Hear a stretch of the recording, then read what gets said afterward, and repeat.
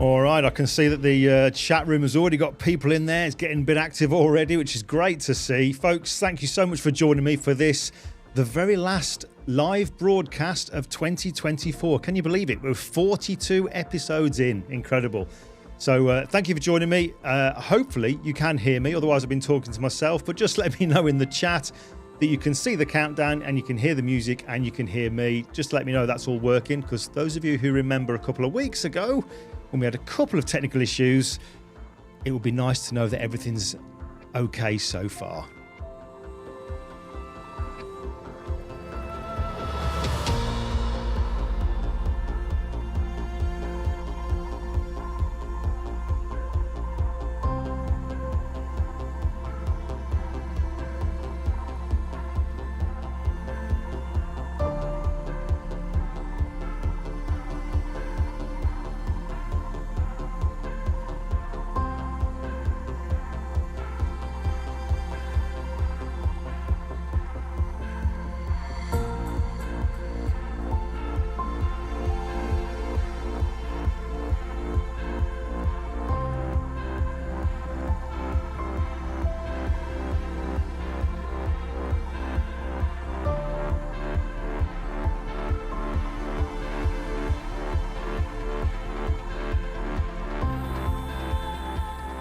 All right, that's brilliant. Thank you so much for letting me know that that's all coming through fine. Happy New Year to you. Those I can see you posting in the chat room there. Happy New Year. Blimey, can you believe it? Another year over almost. But it's been a good one. It's been a good one. Definitely has been a good one. And there's more good stuff to come, I'm sure, for everybody. But again, thank you so much for joining me for this one. We are going out on a bang. We really, really are. You wait till you see the portfolio of Kristof. It is insane. Now, I know I've said I've seen some good portfolios when we're doing these lives, but this one, oh my God, it has blown me away. It really, really has.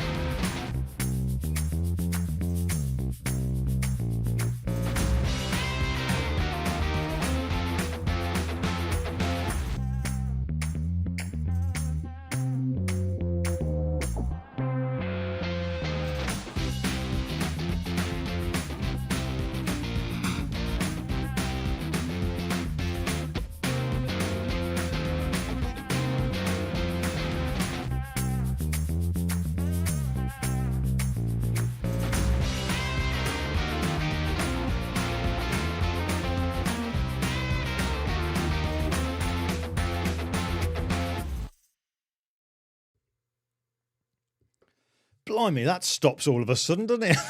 Didn't expect that to finish so abruptly, but hey, folks, thank you so much for joining me. Wonderful to see so many people in the chat room for the final live broadcast of 2024. Can you believe it? Those of you who've stuck around for the vast majority, in fact, I think there's some people in the chat who've been there for every single one. This is episode 44 or broadcast 42. What am I saying? 44. It's 42.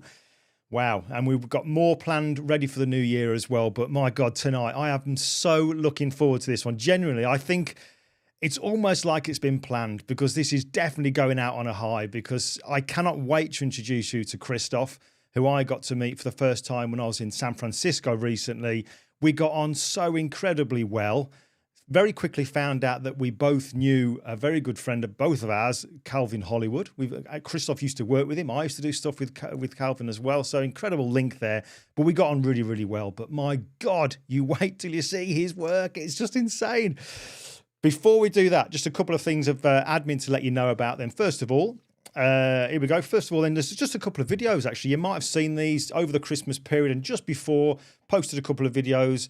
This one seems to have been really well received. It's really interesting that people are liking the workflow of the mobile workflow on the iPad. And I'm going to credit Kristof for this because when I was speaking to him out in San Francisco, he said that he works on the iPad a lot. And I was thinking, that's interesting. That's really interesting. So I did a video on it. That's down to the inspiration I got up from Kristof, but also there was that video and then a follow-on video, which is only about 3 and a bit minutes long, is this one here. It's kind of shows a bit of a workaround for one particular thing within Lightroom Mobile, which is pretty much the same as Lightroom Desktop. So those are the couple of admin things I got there. I don't want to be wasting too much time on this because I know we're going to go over. We're going to go over. It's inevitable because his work's just insane. And I have got so many notes here that I'm hoping to keep in order. But before we get to it, let me just show you, as I do, the slideshow promo video I've put together. I asked Kristof to send me over some images. And I normally say send me around about 25, 30 images, something like that. Kristof sent me, I think, over 100 images. That shows how active he is as a photographer and the amount of work that this guy's doing. He's out there all the time. So I had to cherry pick, and I think I chose 70 images, which was really hard to leave some of them out. But I'm going to play you now Kristof's promo. But just when you're looking at this, just sit back and look at the amount of work that's in there. But look at the variety of work. We're talking landscapes, seascapes, cityscapes. We're talking drone photography, wildlife. It's just unbelievable. It's beautiful, beautiful work, and I can't wait to find out more about how he goes about doing it. So, folks, kick back and watch this incredible portfolio by my friend Kristof.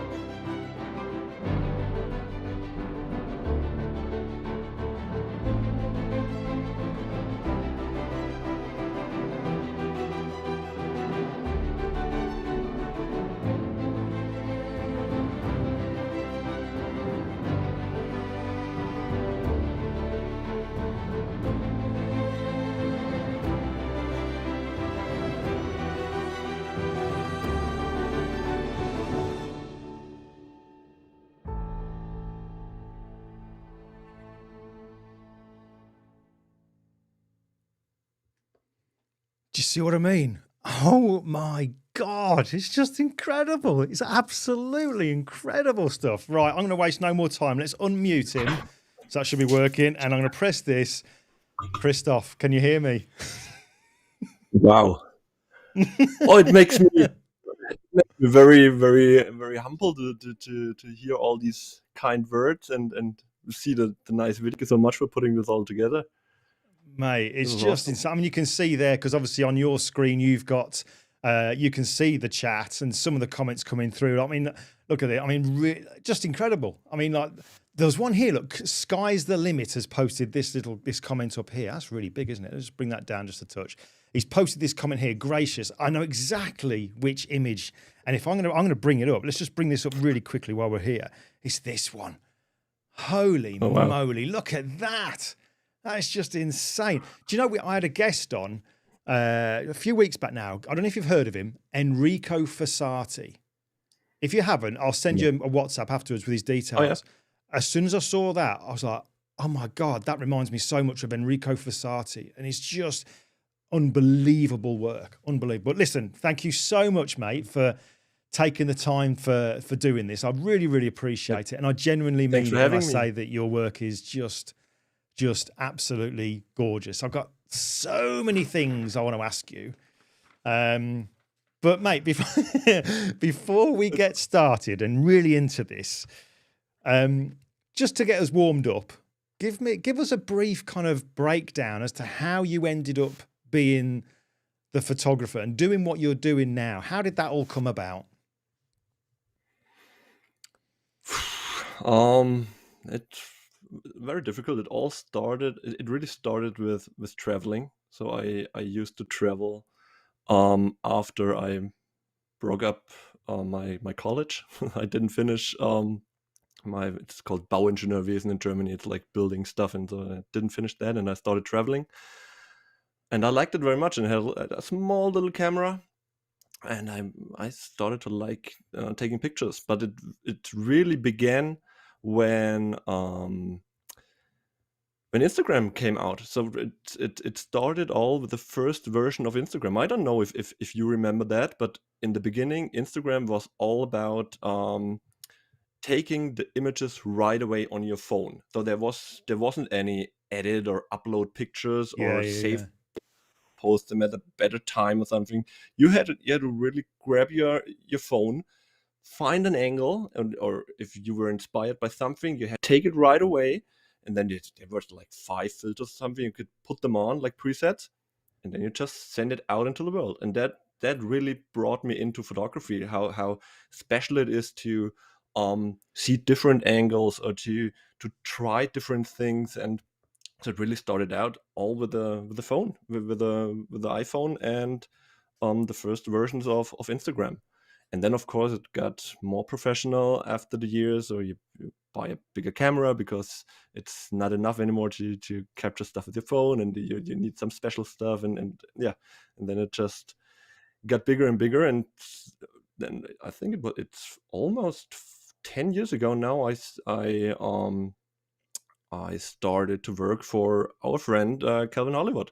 And I've been there for 4 years, and it was exactly the time when he stopped doing the photography business and stepped into personal branding business stuff. That's right. Yeah. And so I took over the whole photography of the business. And really soon I started to give workshops and coachings and everything. And then, everything I worked a lot at that time. I had like, I don't know, 15, 16-hour days. I was putting in a lot because I was old already. And that's how it worked out really well. And it helped me a lot.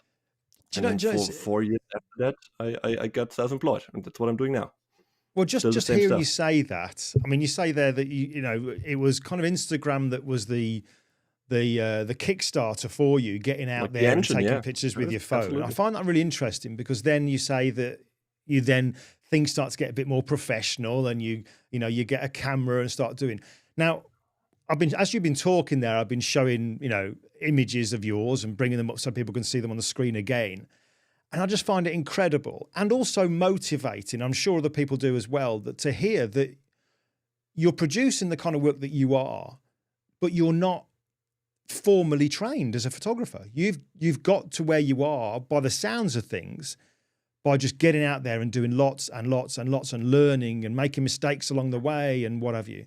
Absolutely. And what I really did in the beginning, or how I got started with all of that, is watching your tutorial, for example. So when I started with all that Instagram stuff and taking the first pictures, and I've watched so many YouTube tutorials, so much, all from everybody, from Calvin, from all the German guys, from you, from Scott, that's why it was such an honor and such a pleasure to meet you guys in San Francisco in November, and now sitting at the same table from the guys I actually learned that stuff.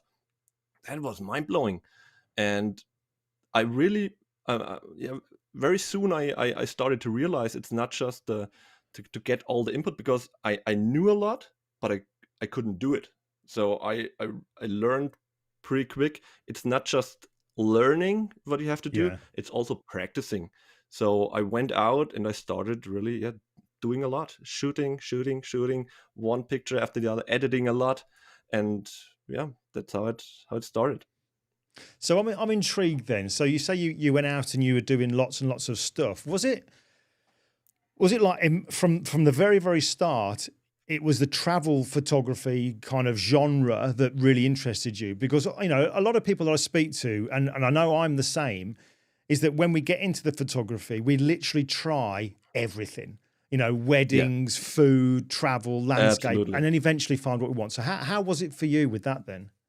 I still do. I still do all of the stuff, but I just don't show it anymore. So I just found out that the traveling stuff is the most, I don't know if that's an English word, but showable. You know, it's easier to show to people, and more people get attracted to it, more than getting attracted to a wedding picture, for example. But I still shoot weddings. I do weddings like 4 or 5 a year. I never show them. I never talk about. I have no website or something. It's just mouth to mouth. But I like to do them because I'm addicted to pushing the trigger. You know, the button, the shutter button. Yeah. That is for me like the biggest thing on earth. I love it. I love it so much, and that's why something like events, weddings, where I can take a lot of pictures, wildlife photography, is like. Loved it so much because I can just take pictures and take pictures Kristof, and take pictures. I've got to stop you just there for a minute, because I've just noticed something in the chat here. Check this out. Hold on a second. Okay. Calvin. Oh, Calvin is in the chat. Mate, Calvin, if you're still there, mate, I miss you. I really miss you. We've really got to catch up. Oh, wow. God, see, now there, you said that you learned from all these people. That guy right there is somebody I learned so much from. He is one of those people that if I hadn't met him and become friends with, I doubt I would be doing this today. I very much doubt it. So Calvin, you are a legend. Oh, look at, this is wonderful. Absolutely wonderful. Oh, mate, that's brilliant. That's made my day, that's made my day. Yeah. Sorry, I had to say that then. That was fantastic. That's awesome. So cool. All right, well, Chris, okay, so I find it amazing that you say you go off and do these other different things, because I actually had written down here about, I've got a list here. I don't know if you can show up on there, but I've got a list here. Yeah. As I was going through your images, and I'm kind of thinking, right, what do you do? I've got down here, I've got long exposure, HDR, astro, portrait, wildlife, landscape, cityscape, seascape. It goes on and on and on. Now, just to get good at one of those is a goal. Do you know what I mean? But to be able to have the caliber of the photography that you have in your portfolio, I would be really happy with any of those. I mean, I'd be over the moon with any of those images in my portfolio. And I don't just say that. We were talking obviously before we went live, weren't we? That I have played that slideshow of yours since I made it over and over again. And I literally, as I'm watching it, a few seconds in, I then realise that I've just been sat there with my mouth open like that as I'm watching it. Honestly, it just completely. I love it, and I find your work. So much. But I find your work. I find it motivating. I find it inspiring. It makes Wow, me want to just go out and take pictures, and that I can't think of any other that's way of awesome. complimenting you. Do you know what I mean? Because it is just lovely work. That's the It really greatest is. compliment a photographer can get. If another photographer says it's inspiring me to do my own stuff, that's awesome. Like, Well, listen, I'm not the only thank one. Look, you. Michael Buttman, I agree. Wow. There you go. So, and I'm sure, I'm just, I know it with in the chat room there that other people will be thinking the same kind of thing. So wonderful stuff. But okay, let's get Thank down you. to some really geeky stuff then. So No, okay. we've kind of figured we've kind of figured out here that the way you've been able to do and get a portfolio that you currently have is because you are one of these people that just absorb. You're a sponge. You want to learn more and try Yeah, and practice absolutely. and get out, make mistakes. You're always going out there doing stuff. What are you now doing it with then? So, and I'm talking predominantly now about the travel photography. What is your go-to kit? What are you shooting with? What do you take with you when it comes to cameras and lenses and stuff like that then when you're going to go away? Yeah, it's kind of it's both. It's curse and blessing at the same time because I'm I'm always equipped with everything. So my backpack is always like 20 kilograms. So I'm yeah, I'm the biggest enemy of every flight agency because I always take that in the hand luggage, of course. But I always bring everything from. I shoot with a Nikon Z8. I'm Right. very, very honored that I'm a part of the official Nikon creator team since I think 2018 or 2017, so a lot of years already. Um, and I always carry like from 14 millimeters up to 400 everything. So it's all covered, Wow. all in 2.8 to 200 millimeter. Then the 2-point converter comes in, and then it's of course 5 point something when I convert 70 to 200 to to the 400. But so I'm equipped for everything, and I have to because I never know what I'm shooting. I never know. Yeah. I just get inspired by something. Even on my travels, it's not on travels that it's just like landscape and urbans and architecture. It's also people. Like I've been Yeah. Yeah. to the Peru, the Amazon jungle of Peru and Colombia the last month and years, and I just portrait a lot of people, and so I need Mm. lights, I need like other lenses, and My yeah, God. it's not always just the landscapes. It's like, but that is just because I like everything. I cannot settle down for just landscapes or just people or You're just your own worst enemy. Is what? absolutely, absolutely. It's for me it's pretty cool because I can just do anything, and I um uh, how do I say it in English? It's very difficult, but it's an excuse for me to say, "Hey, I'm a coach in photography and picture editing, and I cannot teach, for example, a wedding photographer if I don't do weddings." So that would be Yeah. Yeah. very that's not me. So I really try the stuff that I try to sell or try to teach other people. I have to know that very well. And so if I don't know, a wildlife photographer comes to me, I can tell him with experience what to do. If a portrait photographer comes, I can. There's little niches that I never did, and I'm at the moment not interested in something like still life or like erotic stuff or stuff like Yeah. that. Yeah. Yeah. I Yeah. never did that.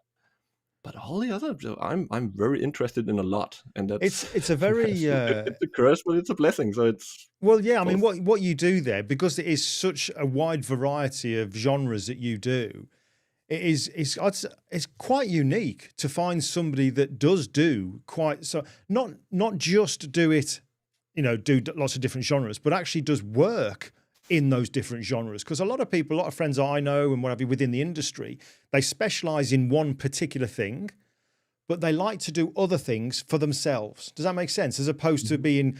getting paid work for all the different things that you do is quite unique. It's also incredibly annoying that you're good at all of them. That's also, but hey, do We you know? both know it would be also it would be better, maybe not better, but it's it's pretty good concentrate like on one thing, on one niche. It's better for your Instagram, it's better for your portfolio, it's better for your bookings, for like everything, because you can concentrate, for example, in sports photography, and just get very good or the best in this. I will never be the best, or it's never say never, but I'm working hard for that, but I will never be the best in landscape, in urban, in sports, in wildlife. So I might be always good or very good, but I can't be the best in as long as I'm not very specialized in one of those niches. Do you know, Because and that, but that's a really humble thing to say, you know, that you'll never be the best. And it's a really good attitude to have.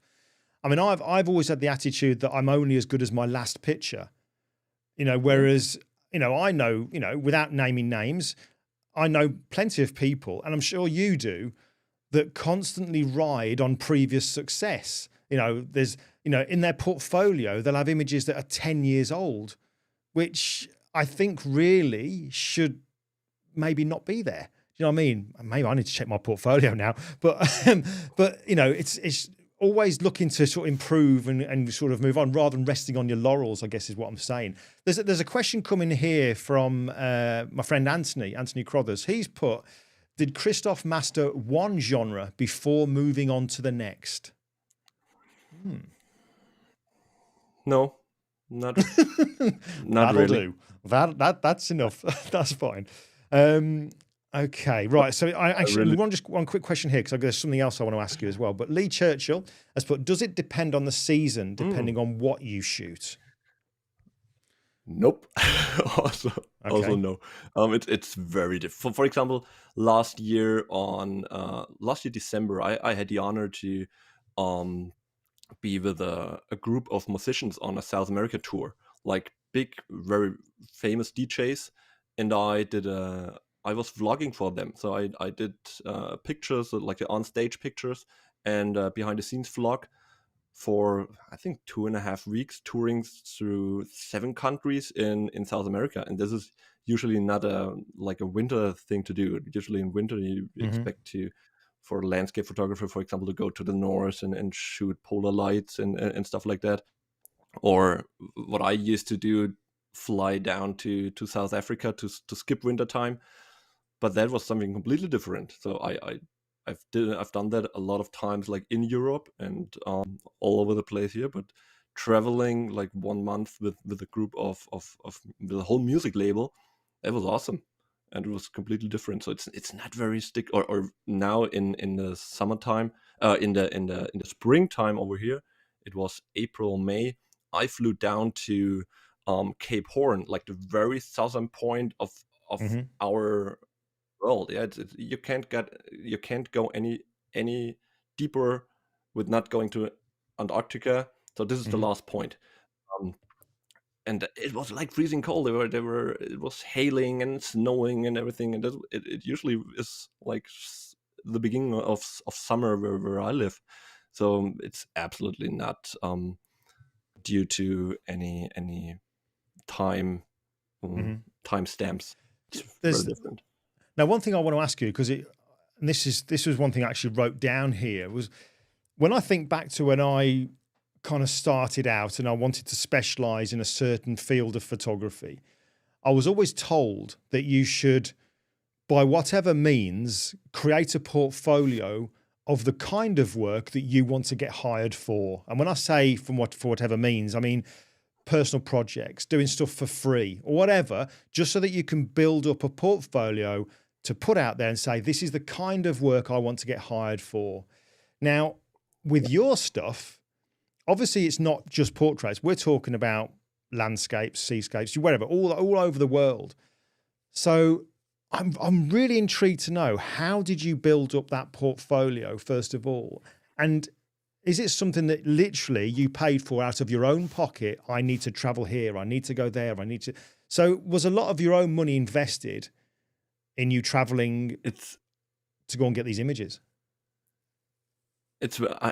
I didn't hear the last thing you said. It was like is it all out of your own pocket, your initial getting this portfolio together of travel photography? Absolutely. Did you end up paying a lot of your own travel? Wait a second. I don't have a portfolio. So I don't. I never did put something together. What I did send you is I went to Lightroom and said, "Hey, give me all the 4-star images," and then I just selected some of them. So it's I don't have something like that. It's very, very, because I, if I would build up a portfolio, like you said, it would be very difficult. I have to build one up for every niche. Yeah. And have So multiple websites as well, multiple maybe. websites, and it's Yeah. so difficult. I didn't have a website for the last 5, 6, 7 years. But it was just a one pager where it said, "Hey, go to my Instagram or write me an email." I just put that one up like last year, and it was very difficult to tell or to showcase people like all the different stuff that is possible to book me for or to do stuff with me. It was very a brain. It's not good to say that at the internet, but a brain um, to put it all together. And that's the same with the portfolio. Luckily I didn't need it till now. So the most of So the you're stuff you get hired for. getting your name out there, Kristof. Getting your name out there, getting people to look at your work and getting them to hire you and stuff like that. Absolutely. Yeah. Is that are you saying that to me then that's mainly from social media, from Instagram has been a big help? It is social media has been a big part. It's not that much anymore, but it has been a big part. And since then it's just I think it's doing good work. So the most of the income is really from like mouth to mouth. That somebody got the address from somebody and is contacting me and said, "Hey, we have a project that might fit for us," and then we jump on a call. And if there's a connection and it fits, and I say that this is something I'm interested in, and I could be it's always very important. I could be a benefit for. So I'm not just doing it for, I don't know, for money or for any. It always has to be a benefit for both, because then you have the best outcome. And that's how it worked till now. Cool. Luckily. Yeah, very much so. Listen, I'm very privileged and very lucky that all this stuff just works out together. Of course, all the like now working for the Colombian Tourism Board or for the Peru or for South Africa or something.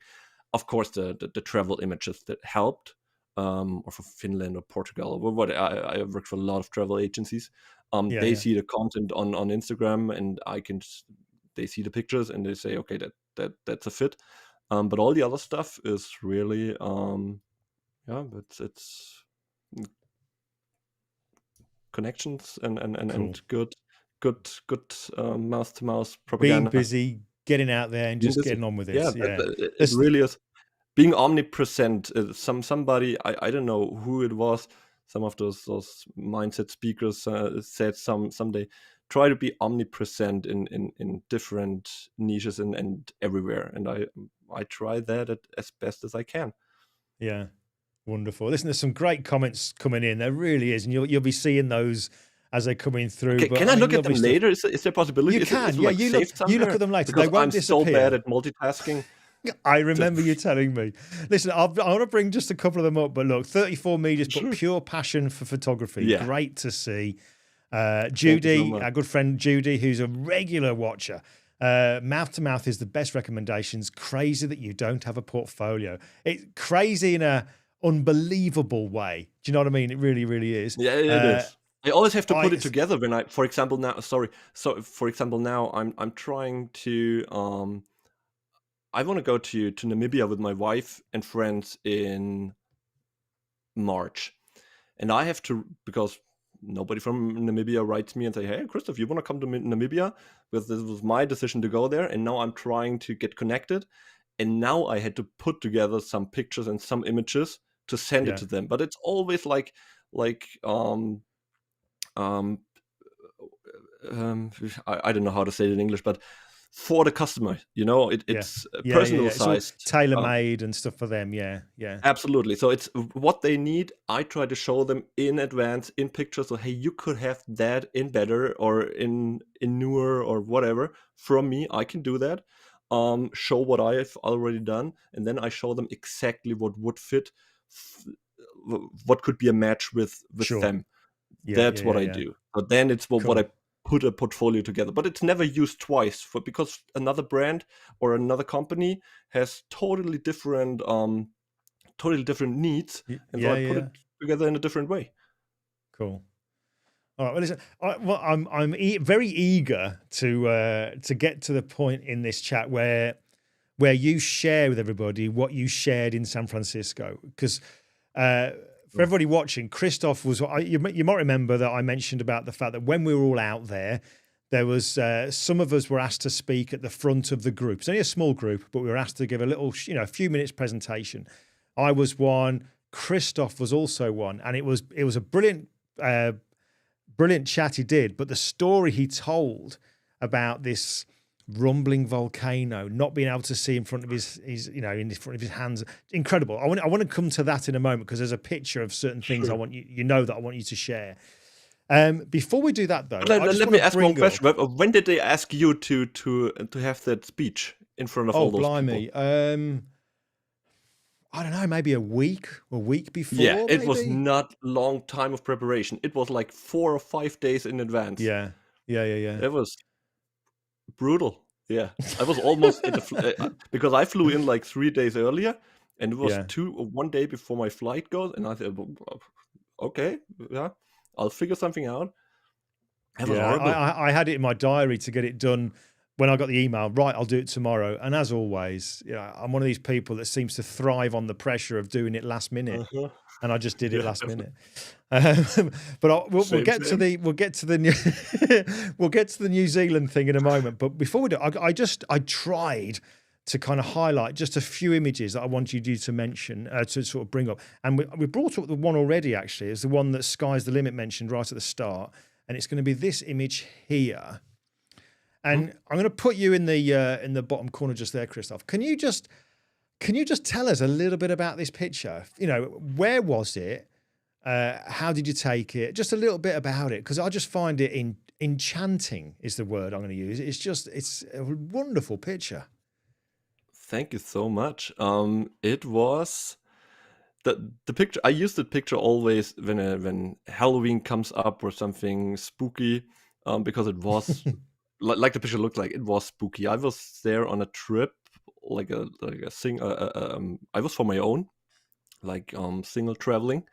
I had a coaching in somewhere Stuttgart, I think, and that's like 300 kilometers away from my home.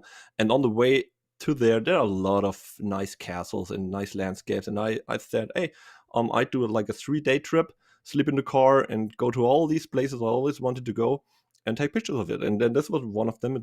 I think it's 𝐏𝐻𝐻𝐻. I'm not really sure. I'm very bad in remembering names, but it's in the south of Germany. And I really did shit my pants. It was so free.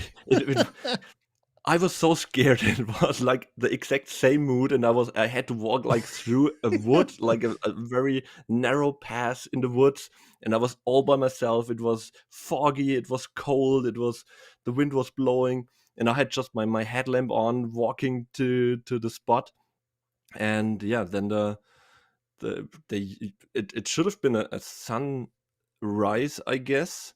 Yeah, but it didn't happen. There was like fog and clouds all over. But I thought, hey, that's nice. I might not shoot a sunrise picture with warm light, so I'll take what I get, and make it bluish and greenish and make it spooky as it was. That's the story. Absolutely gorgeous. Yeah, really, really. I was standing in the mud over there. I remember that.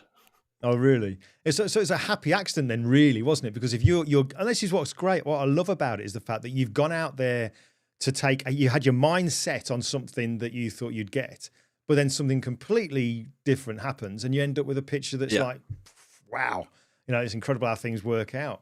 Actually, there are some questions coming in. I'm highlighting them for towards the end, but there's a comment here again from Calvin. What's Calvin put? When he takes pictures, he always takes his time. I reckon that's an in-joke. I do, of course. I forget the time. I just love photography. Yeah. I'm not as Calvin. So he was like the fastest of them all. when we flew home, he always had his. When we were on trips, we did like photography courses like abroad in different countries, and Uh-huh. always when we were together and we flew home, he always had his images like ready, postable ready. He sorted them out right away on the camera. On the way back, he just started in, put it on the laptop, just 10 images. He deleted all the rest, and he just home with pictures. He is a machine. Always. He is a machine. I remember. So I remember when me and him were doing stuff together. I'd be over in Germany and I'd be staying in a hotel, and he would say to me something like, "I will be outside in the car at 8 a.m." Okay, and I honestly, no word of a lie, I would be outside the hotel with my bag ready, and it would be 7:59 a.m. And as the clock struck 8 o'clock, his black Dodge car would come around the corner, the old car that he used to have. I know he's got a really nice car now, but his black Dodge car would come around thinking, that is like second perfect. Do you know what I mean? He's like, how is he doing this? But you don't know. Because that's not Kelvin usually. Usually he's like 10 minutes always in front of the time. He probably waited like around the corner, like 15 minutes before to be like on time. Because he's always earlier. So being on time for him is being late. That's what I learned. Brilliant. If you say 8 and you're there at 8, you're late. All right, okay. Let me bring up another image here then, because I want to get to. We're going to have a break in a moment, but then I want to get onto that New Zealand stuff. So the other one I've highlighted here was number 50, because it was so difficult to sort of say, pick out certain ones. But this one is another one that caught my eye. Absolutely stunning photograph. Tell us a little bit about this one. That actually was a planned one. That doesn't it's not that often, but that one was planned. It was like a super moon or blood moon or something like that. And I was at home in my hometown Nuremberg. So this is like our tower, our television tower in Nuremberg. And I was thinking, where could I shoot this moon best? And I was 1 or 2 days in advance. I was riding my bike all around the city and using an app. I think it was PhotoPills or something like that to see where the moon is at a certain time. And then I found like this particular spot. It was like in between a construction work, so I had to be in between like 2 fences and stick the 400 millimeter through the fence. But this was the exact like the best spot to get the shot. And then of course it was like overblending in I think it was Photoshop, like having because the moon is I took a photo of the moon and one of the tower and blended together because it was too different to see the structure, because I want to see the structure of the moon, of course. Sure. And not just like a shiny dot. That's why I had to blend it all together. Lovely. Works really, really, really well. Love that. Thank you so much. Somebody else mentioned earlier on about the drone. Obviously, as I'm putting all your images together, and I remember again when we were out in San Francisco, you mentioned that you'd taken a drone with you, and I was kicking myself thinking, why didn't I take my drone? But going through your portfolio, there's quite a few images there that clearly you're using a drone. I've highlighted a few of them here, so I've just go through. So there's this one. These are the ones that initially caught my eye. There's just this sample of images just here.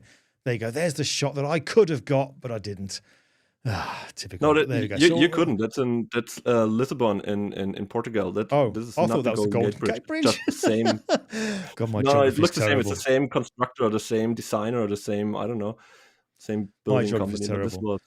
But before we have a break, then this is one image that really struck me, and I love this because what I like about this is, I mean, like the processing is gorgeous, but the angle's nice because really nice because of the drone. But what I really love is just that little detail of catching those birds as they're kind of flying down through the by the water. It might be that those are photoshopped birds. Sorry to say that. Okay. No, all the glamour is like vanishing, like it's He's a faker. He's a photoshopper. No, I took the picture, and But it works. like It you said, works. that's what I thought. I just thought it's because I had different pictures. There were always like birds flying in, but at the wrong spot, at the wrong. Um, it wasn't just right, and like you said, being right there in the light, and at the focus point where the waterfall goes down, having this like little tiny thing to look at, it just makes a huge difference. If they're not there, it's just a waterfall in a It totally green makes a valley, difference. and that's why And I do you did know put that is them in that afterwards. there is a perfect example of the small things making the big difference. Do you know what I mean? When it comes to Absolutely. doing the retouching, it's just that a tiny, tiny attention to detail that can really lift an image. And there's so much you could. I mean, the software that we have, Lightroom, Photoshop, and all the plugins. There's so much that we could do, but the fact that you Yeah. choose just to do that one little thing there is really nice little touch. Very nice touch. All right, okay. Listen, let's have a very quick break. I'm going to play an ad. You can have a quick sip of water or whatever takes your fancy. You have a quick. There you go. We'll play a quick ad, and then I want to come back, and then we're going to we'll share your screen so you can just show some of that stuff about right. New Zealand, tell people the story there, because it had everybody in the auditorium when we listened to it on the edge of your seats when you're telling about this certain thing. So I will mute you so people can't hear you. You can do whatever you want while this advert's on, and then I'll bring you back. Yeah, something like that. Right, let me just mute you there. Right, I'll be back in a moment. Cool. All right, so you wait till you hear this story. It is brilliant. It's really brilliant, but also a little bit.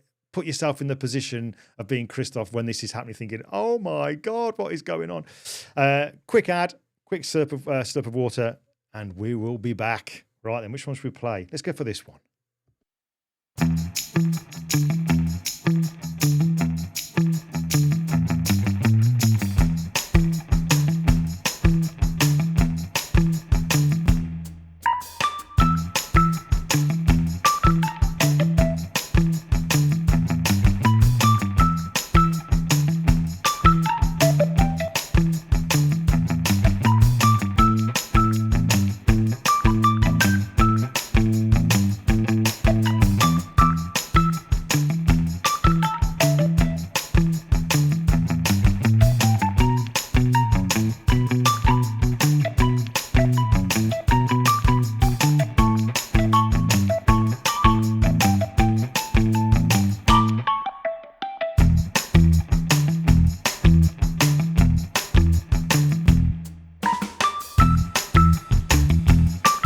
Alrighty, that little gadget there, that was called a PVS7, an on-camera monitor. It's not just for people who take video. Obviously, having a video monitor. It's made by BenQ, as you saw there, but it's also good for when you're taking pictures. So, because a little screen, sometimes you might want something brighter. So you can also use it for that. Now, it's brand new. I don't think it's released just yet. I've got one just to the side. And I think probably next week I'll be putting a little bit of video together just so you can at least see it, see what it is. And there's lots included, but just thought I'd share that with you. Right, let's get the main man back in. I'll unmute him and then we'll bring him back. Here we go. Right, okay. Look at that smile. Right. All right, okay. Right, okay. Let's set the scene then. So we're in San Francisco. You're talking about this New Zealand trip. You've got your slides coming up. Now I'll share your screen when you're ready. And I'll put you in the bottom bit, but just kind of let us know, just tell a story a little bit about that, what you were doing, the bit about not being able to see far and all that kind of stuff. But then there's that rumbling. But then we'll get to the bit when you go into that cave, and I'll lead you through it. But let me just, when you're ready, I'll share your screen. So let me know when you're ready, and I'll put that over. Well, I'm ready. Okay. Sure. All righty. Okay. Yeah. All right. So we can see your screen just there then. So yeah, take us through this, mate. Yeah, I'm now right in the presentation of what I showed you guys in San Francisco, and it was very difficult because they said to me, it's like you have 5 to 7 minutes to show your work or something, what you did, or your how you came to photography and stuff like that. And I thought, oh, wow, 5 to 7 minutes, because I had like a presentation of all this in 25 to 30 minutes a week before. It was part of my presentation where I launched a book, and I thought, hey, this might be, or this could be a cool a combination of both, where I can just show that I have a book now, and I had to shrink it down to 5 minutes, what was very difficult. And so I said, hey, I show you just not the whole trip of New Zealand, like the project was called New Zealand. I'm not going to show you the whole trip. I'm just showing you like 3 of the main images and tell you the story behind that. And the one you want to hear about is this one, like the volcano in the back, the valley down here, foggy morning, and it was down here where everything. This is the image. It's Mount. Wait, I'll have it here. Mount Nagu. No, I cannot. No, I don't know what the mountain. It's It's a big one. Alpine crossing of Tongariro. And it's a 19.4 kilometer alpine crossing. And we, stupidly as we were, we will do that when it's super foggy. And everybody said us, nope, don't do it, because we thought we might have like these conditions we had in the end, but we hadn't for a long time. We got lost on the way because we couldn't see each other anymore. It was really, really, it was bad. So we really got lost. I used the compass on my iPhone. There was a flat of, I don't know, like 3 to 4 kilometers. And usually it looks like that, but we couldn't all see that in that morning because it was dark and it was so foggy. And they used to have poles where their reflection marks actually guide you the way, but they are, I don't know, 20 meters away from each other, and we couldn't see the poles anymore, and we were running circles. And then we found those toilets and those toilet containers where we could hide and save ourselves from hypothermia. And we just got out right when the sun really came out again, and we climbed up the mountain, and it got better, but we got into the clouds again. And that was what you were talking about, the this moment when the sun came up from the bottom. I've never seen something like that before. That normally the sun starts at the horizon level or above you or somewhere like that. But it was starting like, because we were up at, I don't know, 2,000 meters or something. It was starting like down there, and it was glowing in the big, and we didn't know what is that, and it got warmer and warmer, and then suddenly we saw the ball of the sun going up, and the mist and the fog was going away a little bit. But the pounding, as you remembered what I told you guys, was we were standing there taking pictures, and we heard like a boom, and then break, and like 20 seconds later, boom. Boom, like all the time. And we were like, what is that? And we just thought it might, because there was a little village a few kilometers away, and we thought, hey, maybe they having a parade or something, or they practicing for a parade. It sounded like a drum, like music. Yeah. But then we thought, hey, it's 5:30 in the morning. There's no time for practicing music and doing the drum. And then we realized it's coming from the ground, from underneath. It was the volcano, because there's all this volcanic area. There are 3 volcanoes in this area, and it was just coming from the bottom. It was like boom, not more. Just my God. Boom. And then the sun coming up and all this setting, and then it worked all out. The sun came out completely. We had like all these crazy sceneries with like moon-like. And in the end, really, like we expected it to be, like fog on the bottom, the mountain coming out on top. This is the valley down there where we got lost, and all this, the crazy structure of the volcanic ground. And the sun coming in from the left side. So this was like the one image from over there. It looks like that distant mountain there. It looks like it's in the clouds, like it's floating, that one little bit, doesn't it? Yeah, absolutely. But we were so lucky. So this is really just one or 2 shots like that, and then the whole fog and the whole clouds were blown away. Wow. Wonderful. Now there was a bit as well. I Luck is remember a when you big said, part. Luck is always a big part. "Oh, absolutely." And was it they say that the harder you work, the luckier you get, or in your case, the more riskier you are, the luckier you get? Yeah, it's not always. That's what I didn't say that now, but I told you guys that being risky is not it's not wise. Yeah, it should No, I always be guess. a Yeah. manageable risk or and then that what we did was very um how do you say that? It's Well, it's it's not clever to uncharacteristic do. of you. Yeah. I don't know, whatever. But yeah, there's lots of lessons that we have in photography, and we're supposed to follow, like not taking risks. But one I do like is it's easier to apologize than to ask for permission. Oh yeah, definitely. I like that one. Right. That is a good one. Yeah. Now, what was the tell people about this other thing as well? Was when you went into the cave, because this was incredible. Yeah. I'll share your screen again because this was just wonderful. This was. All right. So it was a bright and sunny day, and we thought, oh, what's there to do on a bright and sunny day in beautiful New Zealand? Hey, go into a cave, where it's dark and wet all the time, and that's what we did.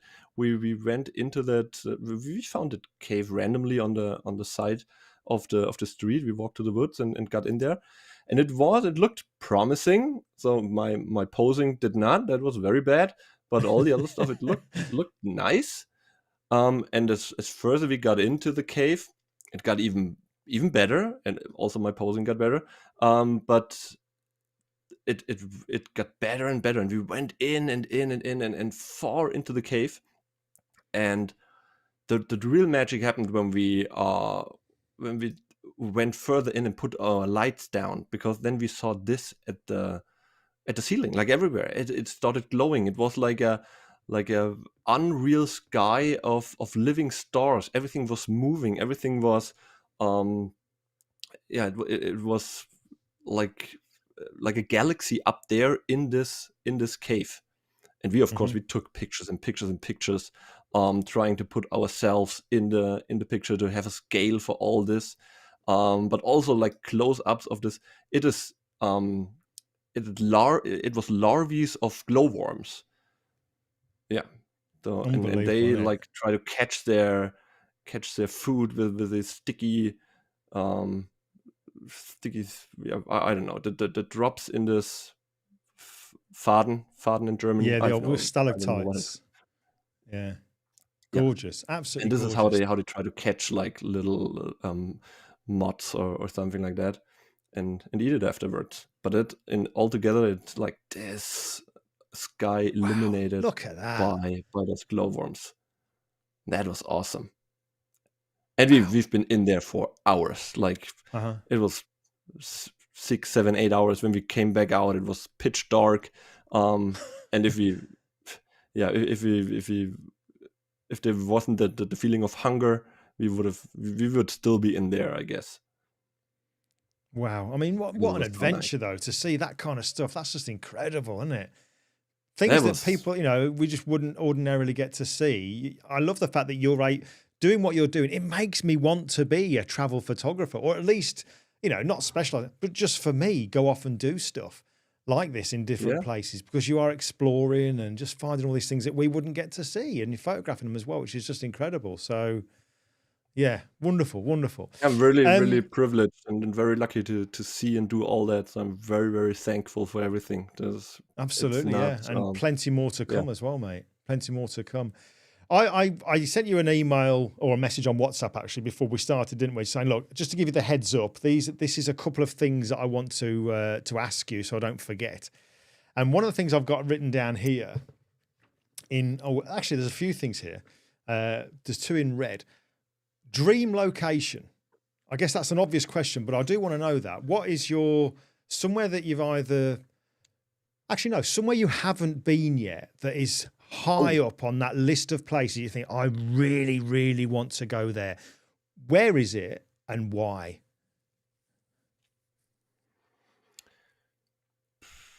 That's difficult. And while you're thinking, I'm going to put some of your images in. That was Colombia. Um, that was Yellowstone National Park, No, I said I'm Cape distracting you now because Town. you said you can't multitask. Come on, Uh, where is your um, dream local, or at least I where's like one place that you think I really do want to go there? I don't want this to sound arrogant or not. Yeah, because I don't have I don't really have that anymore. I've seen Right. so much, and I'm so thankful for. I'm not. I'm 30, 37, 38, something like that, and I've seen like 50 or 55 different countries, and like I've been to the hot spots of everywhere, and I'm so thankful for everything. I'm just happy for everything that will come, All right then. and it's Okay. In that always case, then, it's in that case, it's not. let me rephrase it. Hold on. Let me rephrase the question then. Yeah. Of all the places you've been, if you were going to go somewhere tomorrow, if you had a choice to go back to anywhere tomorrow, out of all the places you've been, where would you go to and why? It's always Cape Town or New York. Always. Wow. Okay. Oh, that's pretty easy. So these are like the two. They are like they couldn't be more different, Mm. but both of them are in my heart. So that's easy. But what I Cool. wanted to say to not having a favorite destination anymore or something on the bucket list where I really want to go, because there's so much stuff I don't even know. I went to Peru this year and I didn't had a clue. I knew there was Machu Picchu and some historical places, but I've seen so much cool stuff. I've been in the Amazon forest for a week in a center in a research center where's the highest density of biodiversity on the whole planet. And there were so much animals and so much stuff, and I didn't even have it on the list. So things like that just happen when you don't have any expectations anymore, or don't not anymore, but just don't have too much expectation. It's always good to have a plan, and if you have a plan and if you have any goals, do that definitely. But for me now, it's very great just to experience and to do stuff. It's like an adventure. Just Yeah, maybe I'd tomorrow describe from. Kyrgyzstan calls and I'm gonna go there or to Georgia. I don't know, and it's might be beautiful. I've been to Montenegro this year for the first time with my family. It was gorgeous. I didn't have that on the list. Yeah, It was yeah. beautiful. It's what strikes me then is, I guess what you're saying with your work. Yes, it's okay to have a plan, and you should have a plan to say I want to go to a particular place. But a lot of what you do is what I would say is reactionary. Yeah, You're literally going to, it's whatever, all 100%. of a sudden you're presented with it. Because I know we spoke to, I spoke to Hugo. Obviously you met Hugo when we were in San Yeah, Francisco. yeah, He was on a few weeks ago, and he was saying how he plans. He really is, he plans everything, where he's going, what to take, what images he knows he'll be looking at to take, and so on and so forth. So it's almost, there's some similarities to the point of yeah, where you're going, but when it comes to what you're photographing, it is what I would say is reactionary. definitely. So Don't get uh, me wrong. I do that as well. Like with the TV tower, that was yeah, totally planned. I have stuff sure, like that, yeah, and when I go to yeah. places like in San Francisco, I had a whole list of what I want to shoot, what I could shoot. But when I'm actually there and I get inspired by something different, I'm not sticking to the plan. I just get inspired and shoot whatever comes in front of my lens and what I'm feeling right at the moment. This could be like what I have planned, but it also could be something completely different. So I'm Do you just know? open to stuff. Talking about San Francisco, do you know about a week ago? No, 2 weeks ago, roughly, when Adobe announced the new reflection removal Yes. in Camera Raw. As soon as that came out, I was like, oh man, I wish we had that when we were in that bar at night in San Francisco, and we were taking pictures of the sort of city from up in that bar. And I've got some pictures from it, and it's all the reflections of the room that we're in. I'm thinking, oh man, if only. And because it's on a Yeah. phone, it's not. And at the moment, you can't use it on those files, those raw files. It's only with Yeah. main raw files. Yeah, I was like, Right. That oh would have man, been if I'd have great. known we That could do was that, such a good I'd have had my feeling. main camera. That'd have been cool as hell. That would have been so cool as hell. That's complete Ah, opposite. You know what I mean? yeah. Next Um, time. Next time, absolutely, yeah. A couple of questions in here. Then Good. I want to just quickly those questions to you. Jay Grammond has put here, this is going back to being in the cave. Did you know that the ceiling would be like that, or was it an amazing discovery? So were you aware that that could potentially be in there?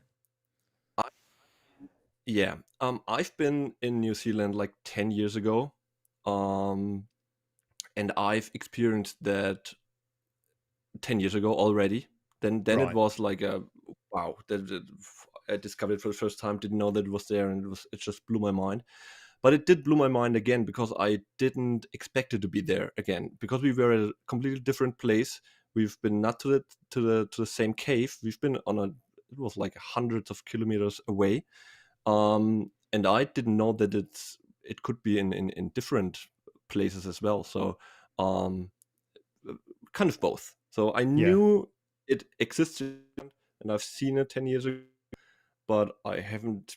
I did not take any pictures at that time, and yeah, so it was a Cool. surprise that it was there. All right. That's why we 34 went media. in for what I showed you in the beginning, like the stalactites and Yeah. nights, and then what it's all. And then I thought, hey, let's turn the light off and see what's happening when we were very far in. And then we turned the lights off, and the sky was there, and it was amazing. And I was so happy that it was there. And then we took pictures, like, well, thousands. God, yeah, you would do, wouldn't you? Yeah, you would do. There's some lovely comments coming in here. Deborah has put, the images and work are beyond godliness. Wow. Ephemeral. How do you pronounce that? It's like aluminum. I have no idea what ephemeral means, bokeh, but it just bokeh. sounds You know great. what I mean. Thank you so much, Deborah.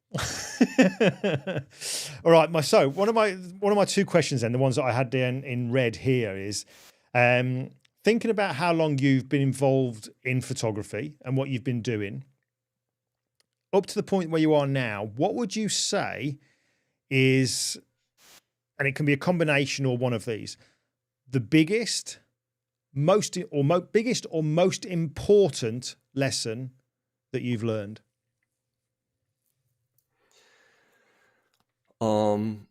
It's always being prepared. Be prepared and take opportunities. For example, the presentation I did in San Francisco, that was an opportunity, and I was prepared. I didn't have this presentation in English, of course, but I had it already some kind how in German, and I just had to reduce it a little, translate it. But this was a big chance for me to promote myself to all of you guys, because otherwise, like, you wouldn't have seen what I do. Maybe I would have never made it to the show tonight. Scott would have just known me as the guy who worked for Calvin Hollywood and had seen my own stuff. So I took this opportunity, but I was prepared. And the same thing happened when I first started to work for Adobe in 2016, I guess. There was a big photo exhibition in Germany called Photokina. And a speaker of Adobe was sick or wasn't coming, or I don't know, and there was a free slot. And I was standing there and hearing the guys backstage talking about, there's a slot missing, and we don't know what to do, and leave the stage like open, and I just stepped in and said, hey, I could do it. I have a like 20 or it was a 30-minute talk about Lightroom Mobile. It was the first years of Lightroom Mobile. And I said, I could do it. And they trusted me. I did. I performed. There were many people. It was like the high time of Facebook social media. And there were like 200, 300 people. The crowd was amazing. And they just saw my stuff and said, wow, that was great. And from that time on, I was working with Adobe. So it's always luck, but you have to be prepared, and you have to to take the doors, you know. Yes, so even if it's uncomfortable. So for me, the most uncomfortable thing was speaking in San Francisco in front of all of these goats, including you, in English. We never did that before. I had like workshops and like speeches in English about like presentations of Lightroom and stuff like that, what I was comfortable with, but never with a talk I have never had before. So that was you nailed it. You absolutely nailed it. So it's a great bit of advice though. Just be prepared. Do you know what I mean? Absolutely be prepared. So yeah. The second time. you're gone again. I was saying just be prepared is what is a great lesson to have. Yeah. All right. So the other question then, because I'm aware of time here. Okay. So what would be your 3 top tips for anyone wanting to be a travel photographer? It's a cliche question, I know, but what would they be?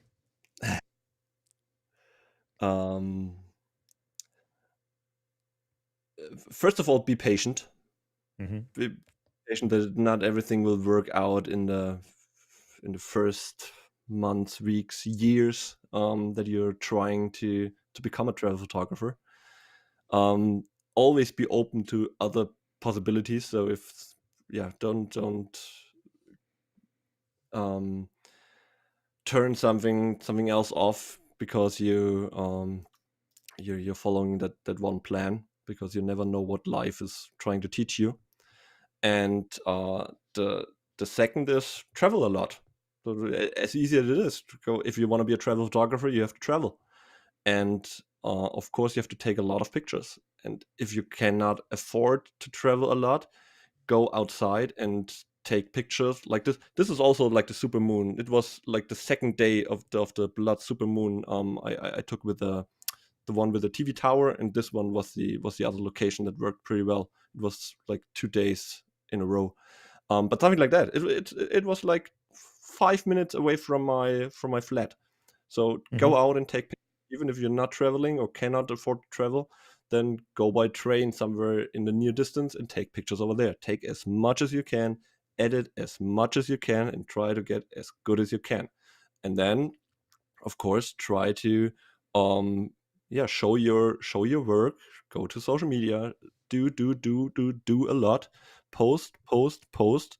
And eventually somebody will see it. And if not, if the portfolio, there it is, your Instagram portfolio, your pictures are good enough, you can reach out to companies, or you can reach out to travel destinations and tell them what you could do for them. But never go there and say, so, hey, I want to be there for free, or I want to have a nice holiday. May you sponsor me, or may you always give value to the people. Always say what you can deliver, what you can do for them. And then that's a big one. Don't do it for free. Even though it might be appealing to, oh wow, but I get the cruise, I get the hotel room, that is awesome. And of course, my 10-year ago, 15-year ago me would say, of course I'm taking the flight for free and go there and give you some pictures. But even if it's just a little money, it's just valuing your work more, and it gives you a whole nother point to discuss further projects or other projects to then really make money or earn money. Because if you want to be a full-time travel photographer, you have to earn money somehow, and you cannot live from just free trips. It's not working. And as a further bonus, you're not ruining the market for other travel photographers, because you do it for free. So it's a win-win for everybody. Right. Just take the money. It's not, you don't have to take a lot, but it's a way better feeling if you do work for payment instead of doing it for free. Absolutely, yeah. Great advice. Good answers, mate. Oh, and nice one more. Go on then. Team up with others, like we did in San Francisco. Team up, and you don't know what the outcome is. Like now, I'm sitting here on the show with 10,000 of you watching and listening, and having the best evening ever. The best closing of 2014. 20. What's the year? 2024. Yeah, I know. Time flies. It really does. Well, listen, we've been talking for a while now, almost an hour and 15 minutes. So what I'm going to do is I'm reluctantly, I know, I told you it goes so quick. I'm reluctantly going to kind of say, look, we'll have to close this down. But I would really love you to come on again in 2025 if you'd be happy to. So we'll give it. Obviously, we're going to keep in touch anyway, but we'll give it a few months to see what else you've been up to and then get you back on, because I have thoroughly enjoyed this. I am so genuinely happy that you are the one that's closing down this year of live so guests. much. So it's been It's such an absolutely honor. fascinating. Not at all, mate. Well, the feeling's entirely mutual. I'm so glad that there you go. You see, seizing opportunities, like Jay Grammon was saying there. You know, going to San Francisco, you get the email. Would you be free to come to San Francisco? I could have had things going on. You could have had things going on, thinking, oh, I don't know if I can spare the time. But I think, no, I'm going to go. And because of that, we've met up and so on, and met other people as well. Some great people out there. So you have to just seize it. I had like a book presentation just ended the day before. No, I had the National Geographic. I didn't say that, but I had the presentation from Have you got that there? Have you got the book there? Yeah, no, I have it online. You know, wait a second, it's over there. But the presentation of that I'll share your screen now. Oh, not that one. Yeah. There we go. Share your screen. There you go. Actually, Kristof, before we go, just tell people, because that book. Tell people about, just very quickly, what the story is behind you getting that book published. How did that happen?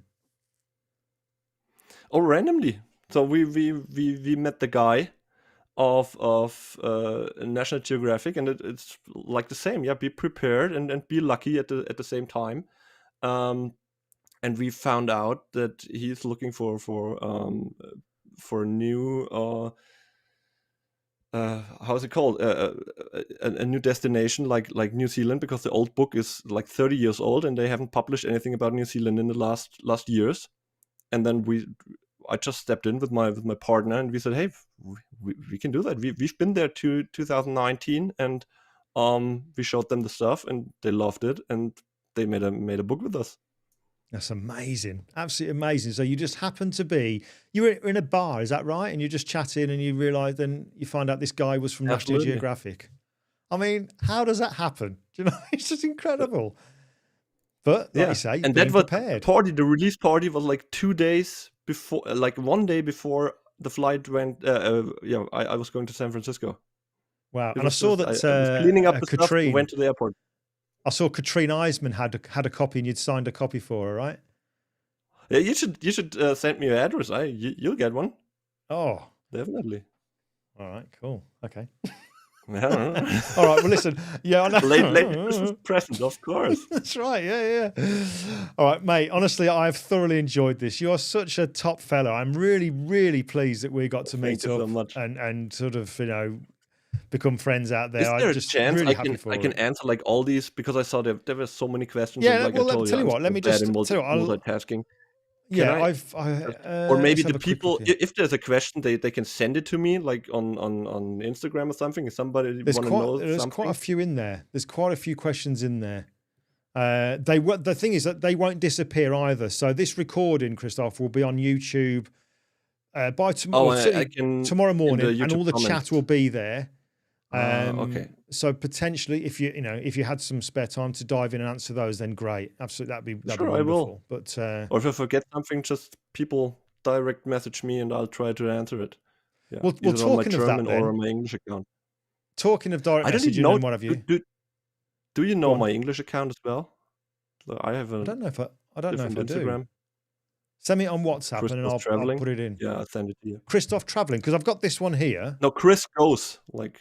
No, this is the German one where I just show a lot of behind the scenes and what I do and some personal life. But the other one is just pictures, just travel pictures, just content. It's even bigger.